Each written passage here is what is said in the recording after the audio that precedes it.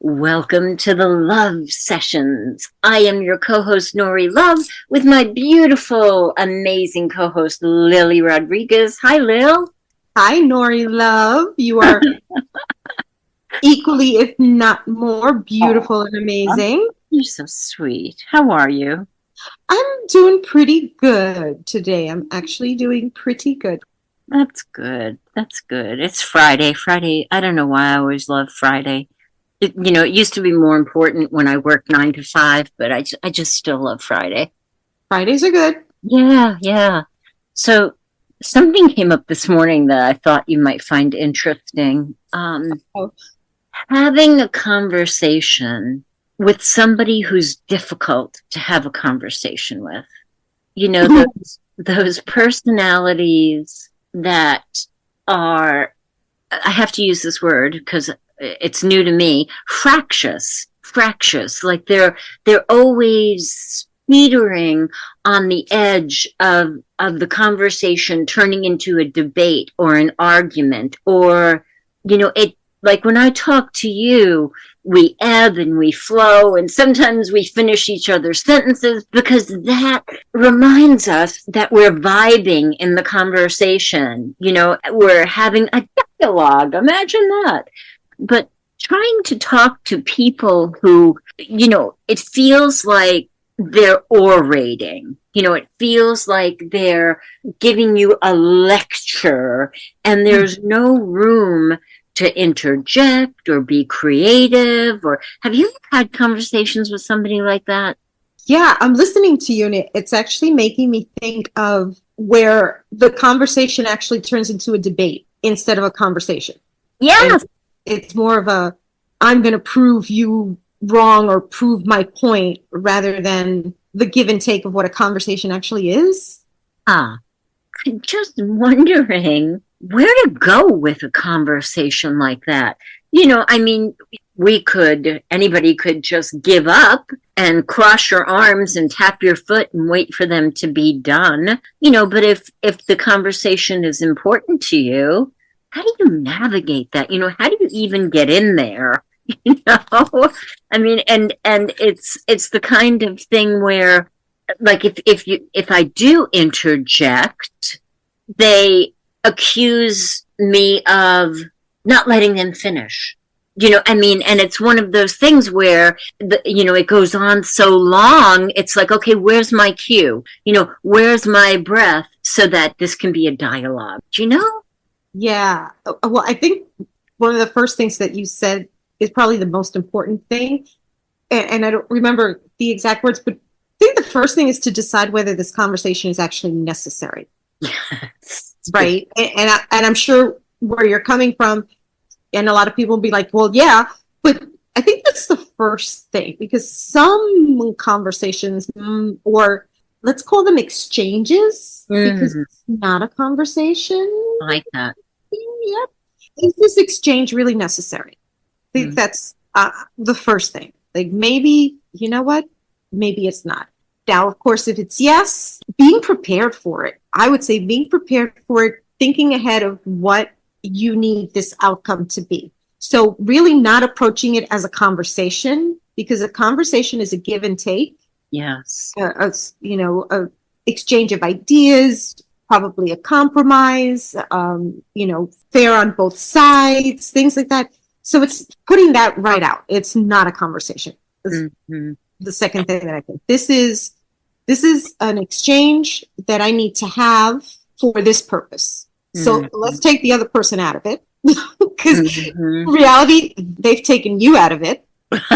Exactly. Right? Yeah. So, this is not going to be a give and take. I need to have this exchange with this person because I need this purpose to happen. Yes. So what is the purpose, right? Yeah. Right. So what is the purpose? Well, yeah. I think we need to decide that ahead of time. Like, what is it that I need, or what is it that I want, or, what is the best possible outcome that I can see from this, and then stay on that track. Because again, it's not a conversation. It's I mean, I know when I've had these experiences with people, you can really make yourself crazy trying to get them to see your point and understand. Exactly. Exactly. Exactly. Especially when you're trying to be fair and like take everyone's considerations into account and work out a compromise that works for everybody, and they're just stuck on what they need and then what they want. Yep. Yep. And, sometimes you can't prepare for them. Sometimes you're just like drawn into them, and it's not until, the hair stands up on the back of your neck that you realize, oh, I'm in one of those. I'm in an exchange. I'm not in a give and take conversation. Exactly. So it helps if like if you have to have this with, certain people that you have in your life, that we all have in our lives, that we know, okay, this is not going to be a conversation. This is going to be a debate. Yeah. So going in there prepared for that, I think, is the first thing. And that's a challenge in itself, right? Because that's something that we have to do for ourselves, prepare ourselves for that. Because I know myself, most people would try to go into the thing like to have a reasonable conversation and come to a reasonable agreement that works for everyone.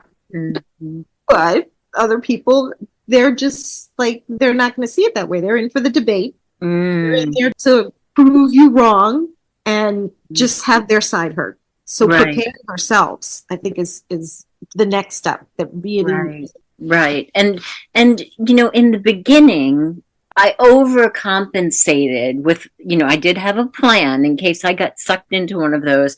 I had a plan that I was going to be very acquiescing and, see their point, if I really did see their point, and just get the exchange over as soon as possible. But, and I would say things that were very, coachy, a lot of the things that we learned in Coaching Academy, but that felt really fake. That did not feel genuine to me. And it got the conversation over because like, oh, yes, tell me more. And then they tell me more. Yes. So what you're saying is da, da, da, da, da. And great. I have your point. Thanks so much for bringing that to my attention. But one, it was disingenuous and that does not feel good to me. And two, I never got to make my point, I completely get that. I'm sitting here smiling because I'm like, oh my God, how many times has that happened to me? Right? Yes, because we go into it like I love how you said Coaching Academy. We go into it, with all our training and realize, oh, this isn't that. Right. But it also made me rewind a little bit to a point that is part of our training. It just has to be seen a different way. Exactly. That's exactly right. Yeah. So I know that both of us went to at least two of the same training programs, and meeting the client, or in this case, the other person where they are, is part of it. So I'm just thinking, okay, meeting that person where they are, which again takes me back to this person is incapable of having a conversation. Right. No judgment. No judgment. Yeah, no judgment. Just what is. This person is incapable of having a conversation. Right. And my purpose here is not to teach them how. Exactly. That's so good. So it's up to us, it's up to me to know that forever going forward, unless something changes drastically, that the exchanges that I have with this person are pretty much, history has borne out that it's probably not going to change. So what really needs to change is my expectation of the way the conversation is going to go, and find another way or another time to make my point. Because history has borne out, that trying to make my point during those exchanges, they just don't work. And the best that I can do during those exchanges is to keep my emotions in check and stay calm, and to pay attention to the point that that person is making, to pay attention to them and at least validate that I hear their point, right? I might not agree, but that's probably not the time for me to disagree because that never goes well, to understand their perspective. And for me, for my health, well-being, and happiness, avoid arguing, just those are my boundaries, right? So now I'm changing the expectation of any exchange that I have going into conversations with this person. And I have boundaries, for myself, in order to keep myself comfortable and happy and come to a solution. The solution is not going to be 50-50. The solution is going to be, I heard that person's point, taking it on board, and then whatever else it is, let me think about it or whatever it is, and just know that any rhetoric is not really going to happen, that I'm going to have to find a creative way to have my own conversation with that person, for the points that I want to make. Yeah, I think it's definitely all about, as you said, your expectations, like our own expectations going into, and I know we're talking about you in a specific thing, but I'm also trying to make it general because we all go through this. In general, yeah, we've all been through this. But yeah, knowing our expectations, which takes me back again to first of all, why do I need to have this conversation, or why do I need to have this exchange? Do I really need to have it? Mm-hmm.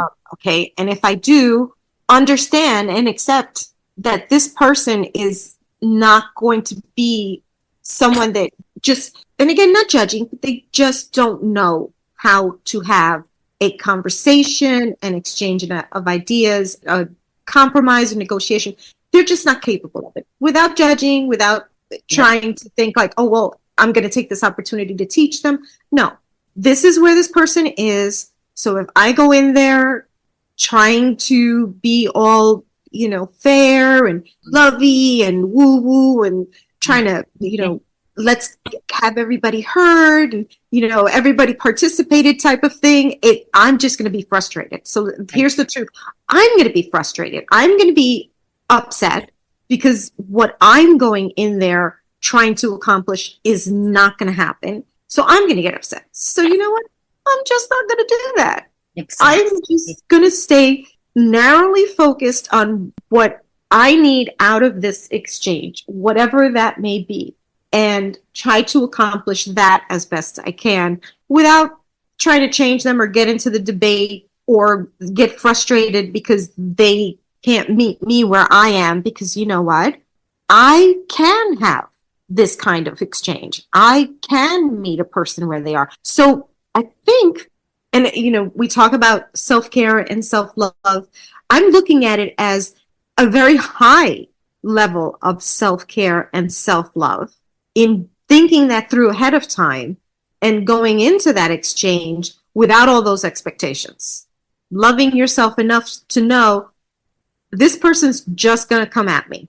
No matter what I say, they are just going to come at me. Yeah. So I'm not even going to try to get into that stuff with them. I'm going to listen to as much as I have to listen and then just walk away with what I need. Right. Because I got to take care of me. Exactly. And then I can go have a meaningful conversation with you. Yeah. I mean, not everyone is capable of everything. So in a way, looking at it, it's a great exercise in dealing with humans, because humans are not all alike. Yes. And it can even be a little bit amusing. It can be. If you go in prepared for it, right? If you're not sideswiped by it, like all of a sudden, how somebody says something and all of a sudden you're sucked in, right? If you're a little bit prepared for it, like I remember back in the day, because it happened a while ago, that I finally came to the understanding that I am never going to have the kind of conversation that I have with you, that I have with my girlfriends, with my male significant other. And I think about all the years when I was younger, when I was so trying to wrench that in, like banging my head up against the wall because I wanted to have a conversation like we have, that's so satisfying with my significant other. And it never happened, because we're just built differently. We think differently. And when I finally went, I can walk away from this conversation with him and go have that kind of conversation I really want to have with my girlfriend. When I finally realized that there are people you can have it with, people you can't have it with, then you go and you communicate and take the time and have a yummy, cup of tea, cup of coffee with the person that you really can connect with. On the communication level and the heart level, the energetic level. And for us, the visual level, because everything that you say pops up a picture in my mind. And the same thing I think happens for you. Yes.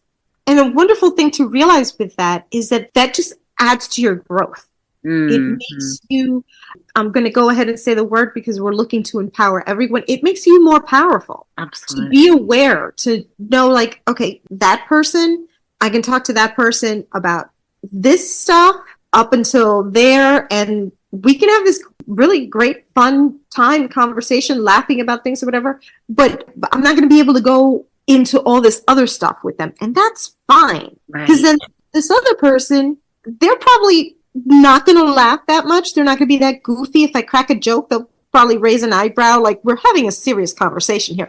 But they will sort of nourish that other part of us that needs that level of deepness and thought-provoking conversation. And that's great. Just knowing that people are different. I've had that experience, especially, it's funny you brought that up. I was thinking about that with someone that I've been talking to recently, and they always say like, "Oh, that's such a Lily thing to say," or "I knew you would say that," and that right away that makes sense. And of course, I knew Lily would put it in a way that would, make me feel better. Or and they'll say like, "You're so deep, and you're so the way that you think," or whatever. And for a while, I just didn't even pay attention to those parts of it. But then I thought. And I think it was after a conversation with you. And I thought, it's just, I have friends that this is the way we talk all the time. Like, this is our conversations all the time. Right. But to them, it's foreign. Right. Like, they just don't go there.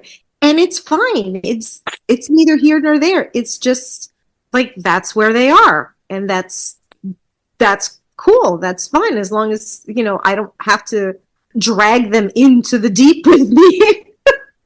Sort of. But like going back to, a situation like yours, it's because I know sometimes we have to have these exchanges with people where we really need that resolution. We really need the resolution to happen. We really need to come to an agreement, procedures or process or schedule or whatever that everybody's going to follow and be okay with. So you really got to pull back and stay focused on like, this is what I need to accomplish. Don't get myself dragged in to all that other stuff. Right. That need for that debate and that almost lecturing kind of thing that seems to go on, that's their thing. That's right. That is their thing. It is their thing. And I just try to remind myself to be patient when I get into some of those. And then once I realize, okay, that's what this is one of those, what is the final outcome? What is it that I really need to get out of this conversation? And then at that point, I'm willing to let them know, yeah, good point. I hear you.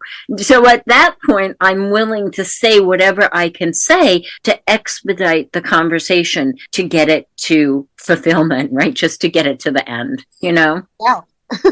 Yeah, definitely. And I think roles are really important. What do you mean, Mel? Yeah. Well, remembering the roles, and I don't want to give too much away, but I keep referencing back to, I know the situation you're talking about. Sometimes one person's role, like, let's say a guest at a hotel, you're the guest, someone, and then, and you're dealing with someone who works at the hotel. Mm-hmm. So keeping those roles clear, Yes. someone who's a paying guest, what are the expectations? What are the agreements Yeah. of, what is the exchange there, the even exchange that the guest is paying for and the services that they are expected to receive reasonably, not going above and beyond, not becoming like a Karen, that Mm-hmm. whole thing. Mm-hmm. But, the reasonable, this is it. And not getting caught up in the saga of the employee, of the hotel staff, what their issues are. Right, right, right. That's a good point. And to keep in mind the roles. And it was funny, it was when you were talking about that, it flashed in my mind how many times when I was growing up, my mother said to me, your father's the head foreman at work, and he thinks he can come home and be the head foreman here. So, Yes, that's so right? good. Right, keeping, and she had to remind him, hey, you're not at work right now, you're at home, and I'm your wife, not your employee. So Mhm. that's so great, Lil. That's such a great point. Yeah, but it can be a little bit challenging for people sort of like us, again, that see maybe a bigger picture, and we want to help out, and realize if I take too many steps in the direction of helping the other person fulfill their part of the agreement, Mm. then how much are they going to keep expecting me to keep taking those steps? And at what point is that going to become an issue for me? Right. And then at what point am I going to become resentful of that? Yes. Yeah. And at what point is it going to become a real problem in just getting the things that need to be done? Right. That's a good We've point. got this conflict going on. Yeah. Right. Because Yeah. then the conversations all go that way, and you've got to work in every conversation or every exchange that you have with them, right? Right. Mm-hmm. They're going to continue to expect you to basically do their work for them. It's sort of like back to the hotel guest, with the staff situation. If you need, you need more towels and the staff is running around really busy and you see the cart there with the fresh towels, okay, I can, go grab a couple of towels and not bother them. But at what point does that turn into now you're paying for a room and you're doing all the work in the room? You're turning it over. At what point do you find yourself in the laundry room doing your own laundry when you're paying, a couple of $100s a night to stay there? Like, really, at what point does it get there? At what point do you say, wait, hold on a second, hold on. To avoid the conversation, right? Right. Because now, the reality is you're going to hear this person's sob story, which is going to play on your guilt strings and go, oh, okay, well, here, I'll take care of it myself. Or they're going to get aggressive and you're going to feel like, okay, I don't want to have an aggressive confrontation. So I'm going to just, do it. Like, yeah, at one point, like, no. This is not how this works. Back to those boundaries. So sometimes, we gotta pull back a little bit and let people know that we expect them to do what they're supposed to do. Even in conversation. Yes. Like, excuse me, I really expect that there should be a space here for me to make my point. Yes. Yes. Yeah, I love having conversations with you, though. So do I, because I feel so heard with you. Ditto. But I know that I'm not going to get that everywhere. So, not everybody's my Nori. Not everybody has Lilyisms. But you know what? Our listeners have us. We'd love to engage with them more. So we'd love to see the comments. If people agree with what we've said. Maybe if they'd share their experiences, if they've had issues like this with people and what worked and didn't work for them, that would be great. I would love to hear that. And anything that the listeners would love to hear us talk about in the future, I would love to hear that too. Please put that in the comments. Absolutely. And don't forget to like and subscribe because this helps us put out more videos like this. And we are really looking forward to talking about a lot of interesting and challenging topics. Absolutely. Thanks, Lil. Thank you so much, everybody, for listening. Love you. Love you too, Lil. I'll see you next time. Bye bye. Bye.